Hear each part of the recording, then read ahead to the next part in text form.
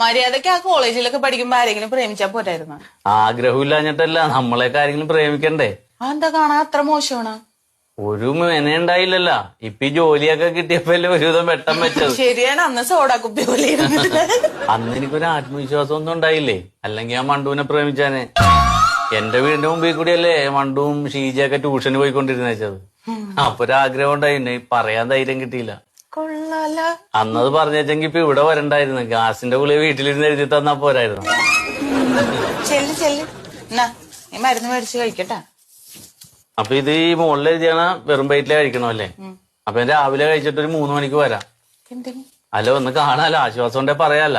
5 ദിവസം കഴിഞ്ഞ് വന്നാ മതി. എന്നാ ആ ഫോൺ നമ്പർ ഒന്ന് എഴുതി തരും, എന്തെങ്കിലും സംശയം ഉണ്ടെ വിളിക്കാല്ലോ. ഇപ്പൊ ഇതിലുള്ള ഫോൺ നമ്പറിൽ വിളിച്ചാ മതി. എഴുതിക്കോ. ഇതിലുള്ളത് വിളിച്ചാ മതി. മതി, അതിൽ അച്ഛനാരെങ്കിലും എടുത്താലേ. ചെല്ല്. അല്ല, വേറെ ആരെങ്കിലും വരുന്നവരെ നമുക്ക് സംസാരിച്ചിരിക്കാം. വേറെ പേഷ്യൻസ് ഒന്നും ഇല്ല പുറത്ത്. സത്യത്തിൽ എന്താ പ്രശ്നം? എന്നാ ശരി, എന്നാ ഞാൻ വിളിക്കാം. I love you പറഞ്ഞേക്കായിരുന്നു.